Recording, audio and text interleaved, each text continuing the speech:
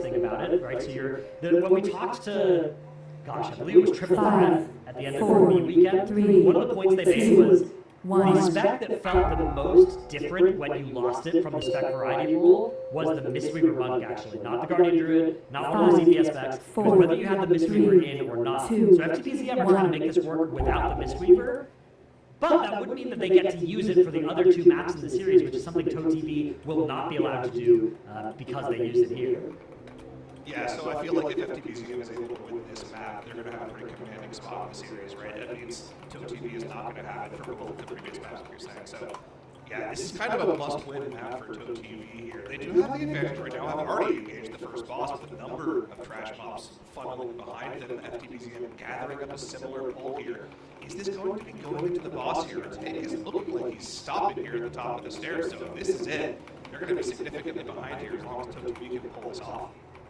Yeah, that's a very scary pull for ToTV, but it's also for FTPZM. Tank dropping super low, Death Knight also super low, barely able to stabilize, no Spirit Link available for FTPZM. Even though there's no boss for them, this is already looking so dangerous. Meanwhile, ToTV on top of the boss with all of this trash as well, also in a lot of danger, but it looks like they're nearly through the worst of it. A lot of the trash starting to die now, dramatically reducing the damage intake here. And yeah, I think ToTV have made it through this really impressive pull out of them. Gathered quite a bit of count. I do think FTPZM are going to have more count from this first section of the dungeon, though. Yeah, slightly more count. Looks like when they're done with this pull, they're going to be at around 51%. ToTV is going to be sort of around 45%. Death for our Auguboker on the side of FTPZM, dying to a spear. It looks like they have to battle as that is expended now. We'll have another one available for another 6 minutes. The gather of this pull drive is just so iffy. It looks like the Master was manually pulling everything, whereas typically in the past what we're seeing from most of our teams is a spatial paradox onto our healer. They can go tag a bunch of mobs. But usually it's a Mistweaver, right? They can definitely do a bunch of different things. For rest of the shaman, it's a little more awkward because you have to like lightning bolt or shock things. Chain lightning, maybe? Chain lightning, it doesn't feel as efficient as what the no. can do. Certainly does not, indeed. We did have a death coming out for ToTV during this boss encounter. It was, I believe the Evoker went down, got B-Res. So both teams now playing with equalized death penalty of 15 seconds, plus that B-Res having been expended for both teams. But the advantage is certainly in favor of ToTV right now. They're down about 10% count. Maybe a little bit more when all this trash that is on the boss for FTPZM dies. But they're up a huge chunk of dungeon progression as they're nearly done with this boss, while FTPZM are just starting it.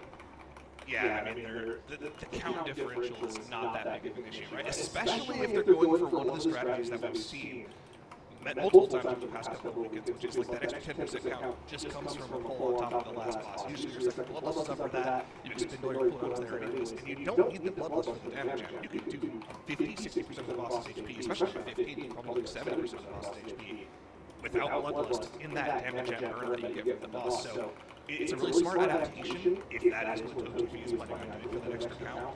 And that means FTPZM is just significantly behind here because you're not really gaining a lot of boss damage because of that damage amp phase coming up later on by not pulling trash on top of the boss. So, yeah, significant advantage for ToTV here. No death differential, but there still are some pretty dangerous pulls in the middle of the dungeon, specifically a lot of trash that you have to pull on top of the second boss. Yeah, absolutely. This is a very, very scary dungeon the entire way through. ToTV now going to be starting off that mini-boss pull.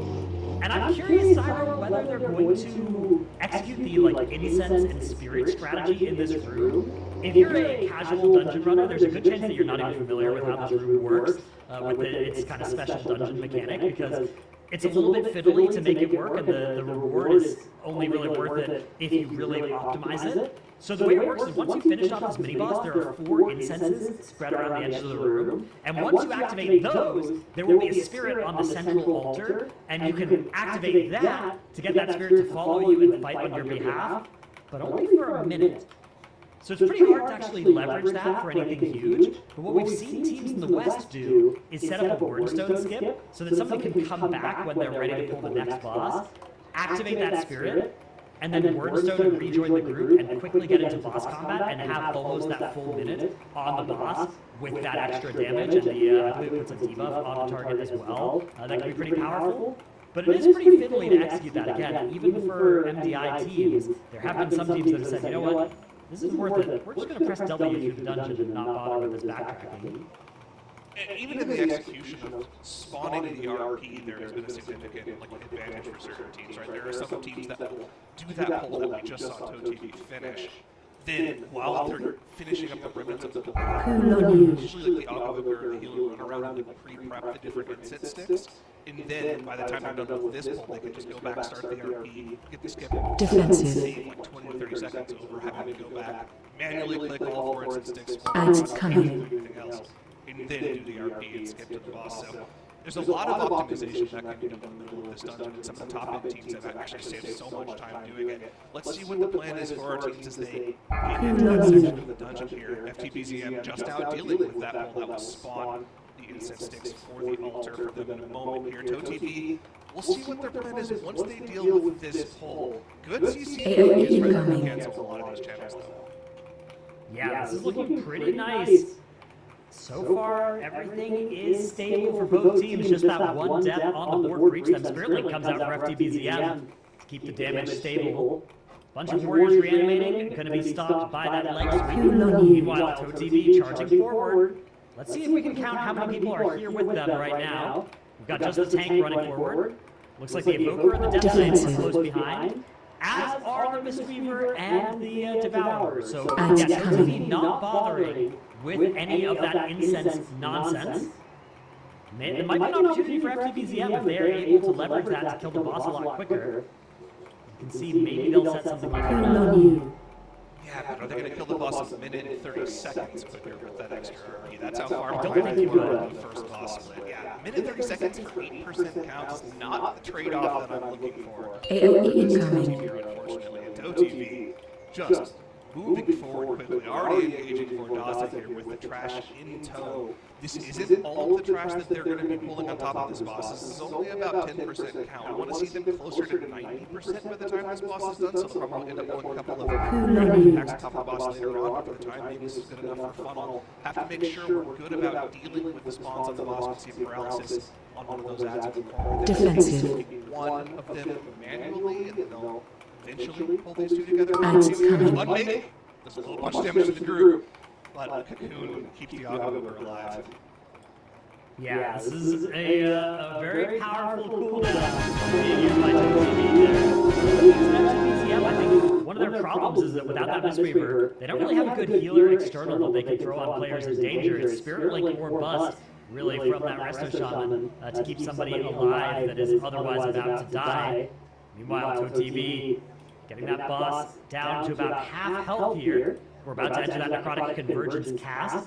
They have one of these spirits paralyzed off over to the side there. Really nice strategy. What you can do if you paralyze one of the spirits on top of where it spawns is it'll just explode when the next wave comes out if you can paralyze it close enough to where that next spirit will spawn.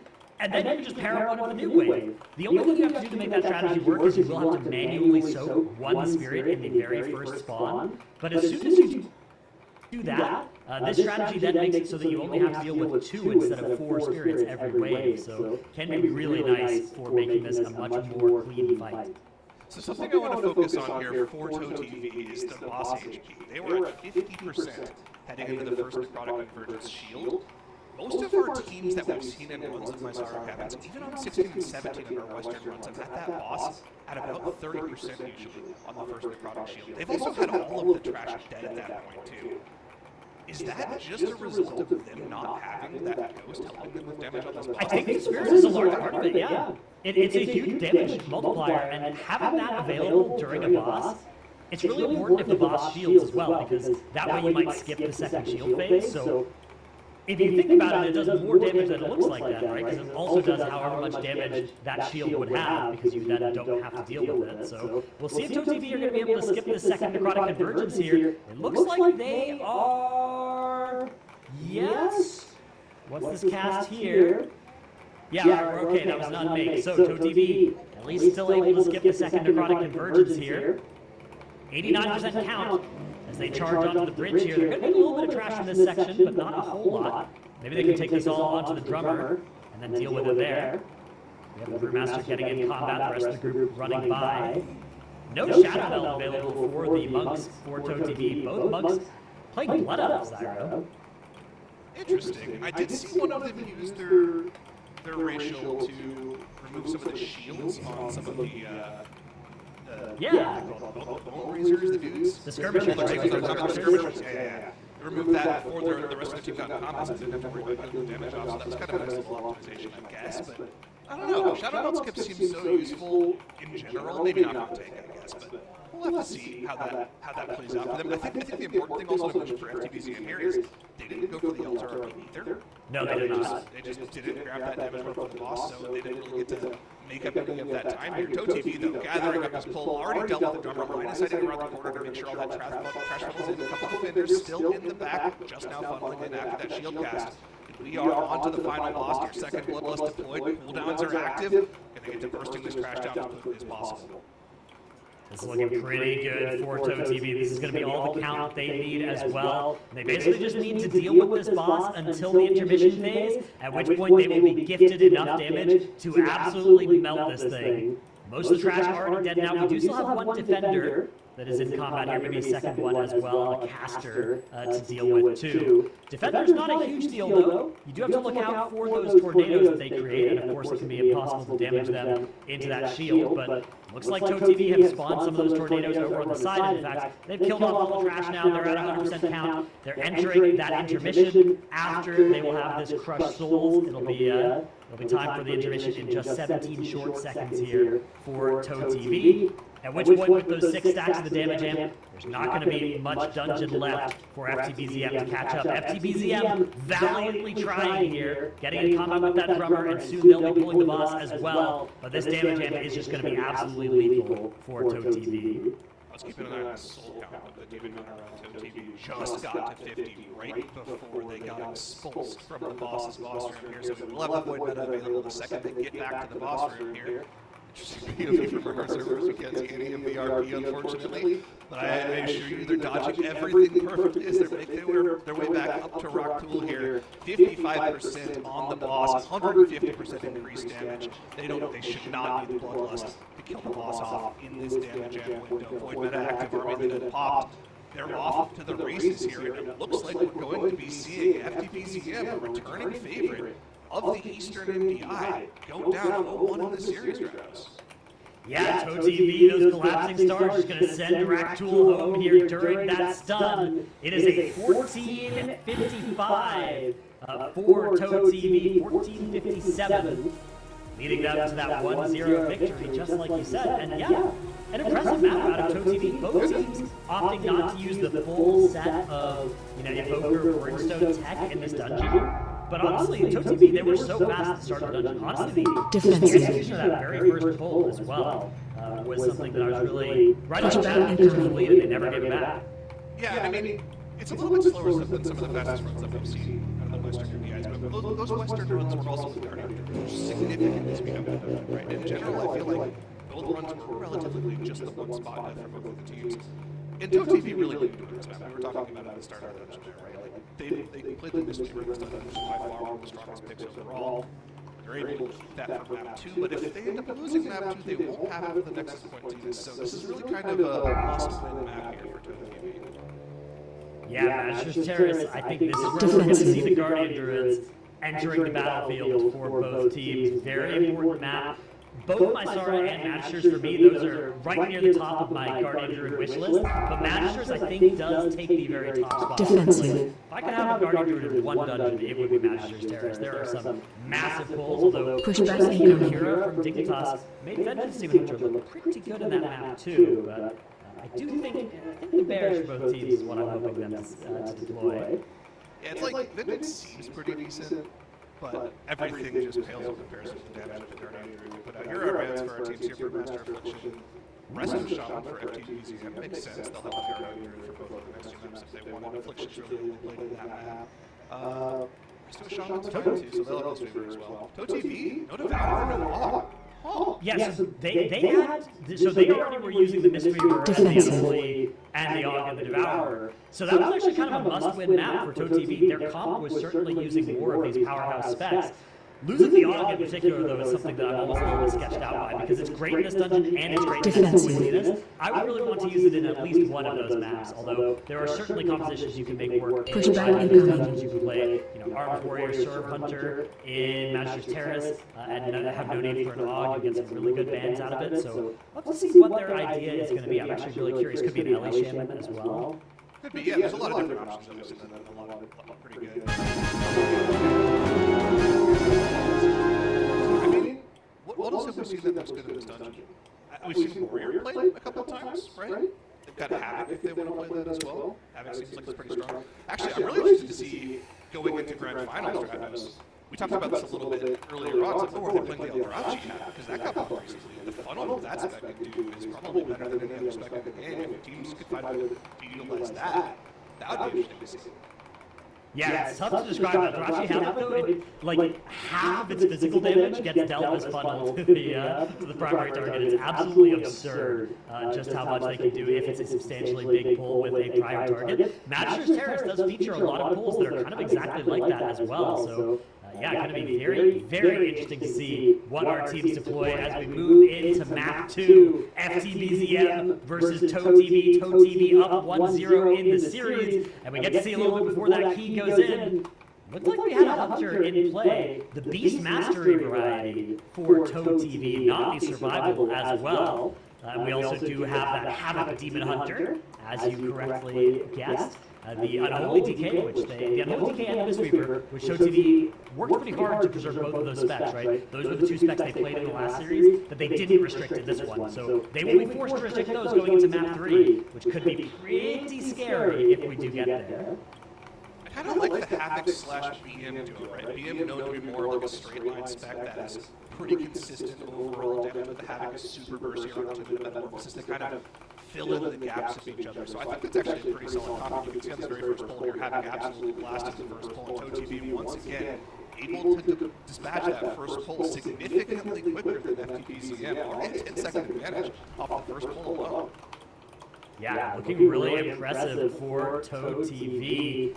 Let's see how teams are able to get this combat started with the Librarian here. Pyro. What is it, the Pyromancer? Yeah, I assume it's a Pyromancer that's multi-spec'd into Librarian, though, given the placement in the map. You would assume so. I mean, the Flame Strike has been known to take out players that are unawares there, unfortunately, but not happening for either of our teams. Well, actually, it seems like putting a Pyromancer next to your library would have some... That would have some drawbacks if you cast one spell and all of your books are going up in flames. This might not be the wisest decision by the Masters here to allocate their mages here. Maybe a Frost Mage or an Arcane Mage would do better on preserving the books. Listen, if I had a nickel for every time they put a Fire Mage in a library in a dungeon, I wouldn't have that many. I'd have specifically 2 nickels. It's happened exactly twice. I'm not exactly sure why, but, I'm not making the dungeons. That's on you, Blizzard.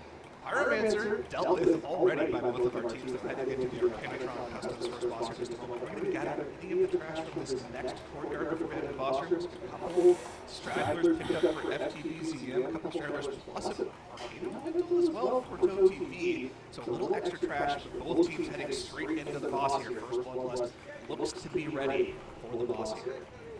Yeah, we got that meta. This is a meta Croc going into a full meta in just a second here for the Havoc Demon Hunter, the IV meta, and now the actual meta press in just a moment here. This is going to be huge damage for that Havoc DH, hopefully spiking out of 4th place soon on that damage meter. The Bear just doing absolutely absurd amounts of damage as well for ToeTV there, finally surrendering 3rd place, but then reclaiming it on the damage meter, fighting for 2nd now. Beastmaster Hunter looking behind in that rearview mirror. Objects in mirror maybe closer than they appear. That Guardian Druid right on the heels here, but it looks like Incarnation has now expired, and some sanity is going to return to the damage meter here for ToeTV. Nothing quite as egregious happening over on the side of FTBZM, although you can see the boss quite a bit lower for ToeTV potentially as a result.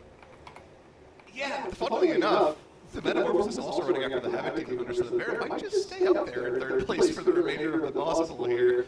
We'll have to see as demonic procs for our Demon Hunter here, probably start to climb the meters a little bit here. We're going to grab any of this extra trash on the side as well, so we get a little more funnel for our squad, or is this just going to be it? I'll have to see if ToTV has anything else planned here. For the time being, though, yeah, the bear just catapulted them so far ahead on the boss here. Their trash is already dead. FTPZM did actually go and gather one of those side packs, another caster being pulled in for them as well, so they have to make sure they are interrupting that mob. They do gain a little bit of funnel, but 10% behind the boss off the back of that Miracle is pretty impressive for ToTV. Yeah, that's incredibly impressive indeed. ToTV going to be getting this boss dead quite a bit ahead of FTPZM, although the gap is a lot less wide than it was in the Mysara Caverns here. We are still in neck and neck territory between the two teams, but this is a good sign for ToTV. Again, I think it's kind of a must-win map for them, because if this goes to a map 3, they are going to have all 5 specs from that meta comp restricted against them. Yeah, they're going to be in a rough spot here. So defensive. Must-win scenario for them. And Magister's Terrace is full of these just 100 or 0 goals. Right? We have these massive walls where anything can go wrong, and they're setting up the second one of the dungeon right now, heading down the hallway towards the second boss. Literally every single mob between the first and second boss being pulled together. Incarn back active for our Guardian Druid, starting to thrash away and do massive damage here. Looks like our Demon Hunter and our Holy DK grabbed a couple of those buffs, giving them 10% increased damage. Those crystals on the side walls, of course, going to give you the same buff that the mana orbs give when they die off. And now those mana orbs are going to trail in as well, which will continue to give them more damage for the remainder of the bowl. They're doing a great job of killing these ridiculous empty buffs now. Yeah, the Riddick Blade, one of the scariest parts of Magister's Terrace here, especially as that key level goes up. Unavoidable damage, huge amounts of damage, especially if you ever get a double stack. Mercifully for FTPZM, that double stack is on their tank right now in Incarn, so that is effectively 2 stacks of Riddick Blade that have been removed from the dungeon. Really fortunate for our team over on the left. Meanwhile, TV over on the right, already having made short work of almost all of the mobs at this point. We do see a mob imprisoned off down the hallway and is now rejoining the party. And that is okay, as they've killed off the mobs required to spawn the boss, and they'll just be taking this remaining 1 mob into the boss, which is totally fine there. Actually, it looks like 2 mobs that were both CC'd. Oh, we're seeing this tech from FTPZM, not necessarily tech, but like our Guardian Druid is back pulling some trash into the boss. Oh, they saved the worms for this. Oh, the worms and then those the worms well. come back. Okay, interesting. This has cost you precious time, but the boss has been active been spawning for a while. I guess they're able to pull second spawn, so that really didn't cost them that much time. Those worms are going to trail in as well, and they'll be able to overlap that with tailing this tyrant, and maybe the army of the dead when that becomes active. I wonder how long it's going to take for those worms to get here. Yeah, the worm plus wordstone skip, call it a wormstone, is something that we have to look out for. Like, the problem for me, Zyro, the worms only give you a 1% damage amp each, right? Yeah. And it doesn't last particularly long. So what is the total value being represented by adding them into this boss? Outside of your CDs, which is when they're going to die, right? It's like only army is going to be benefiting from them, and you're getting, what, like an 18% damage amp?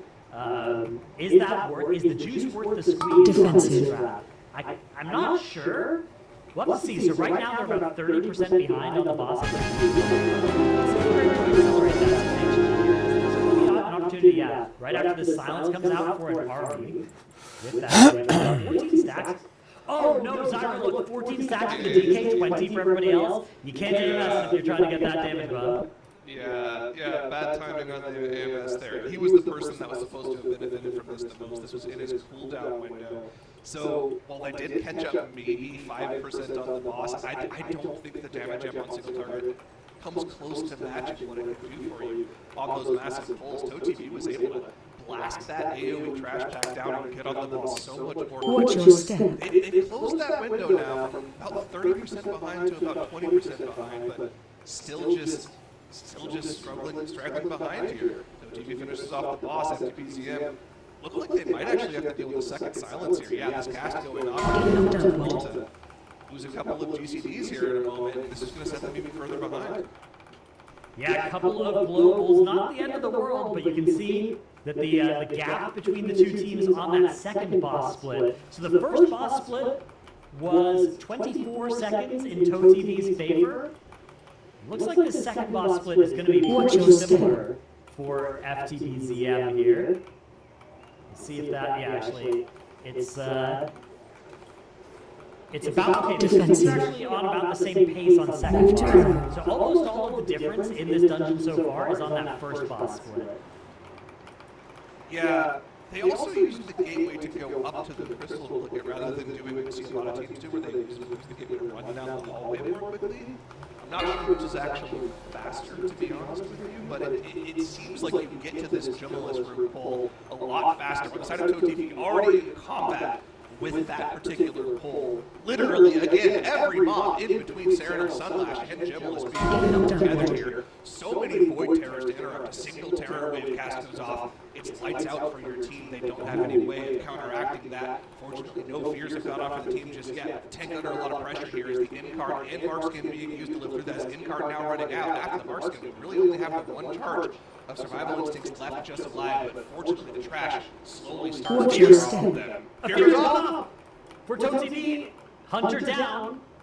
Somehow nobody else died. The Beerus is available and instantly committed here. Absolutely absurd. We saw that cast. That cast was channeling, and then there was an Incap Core and a Chaos Nova, and then it started channeling again, and there was a Blinding Sleep, and then it started channeling again, and there was nothing left to stop it. Somehow nobody had their interrupt available for it, or maybe somebody threw an interrupt into the stun, into the Incap, into the sleep. That could be a really dangerous thing to have happen. But luckily, ToTV are somehow recovering this despite a fear going off. That is something that I've not seen a Shadow going to take out their Hunter. Luckily, it's just after that second B-Res has become available here. Desire down. No, another death here. The melee going to take out the Havoc Demon Hunter. Is this going to be a disaster for ToTV? Is this time to reset the boss? You have to. Is there a... Wait, is the door actually open to reset it? Can you reset this? No, okay. Oh, no. Our take is probably he's trying to die on purpose. He's dying on purpose, but it's taking forever for him to die. Okay, it's going to be a full one for ToTV, but this has to happen. Just so that they can run back to the boss and DPS the boss down with that one extra DPS. This is actually a time save, which is wild. They do end up having to pull a little bit of this trash into the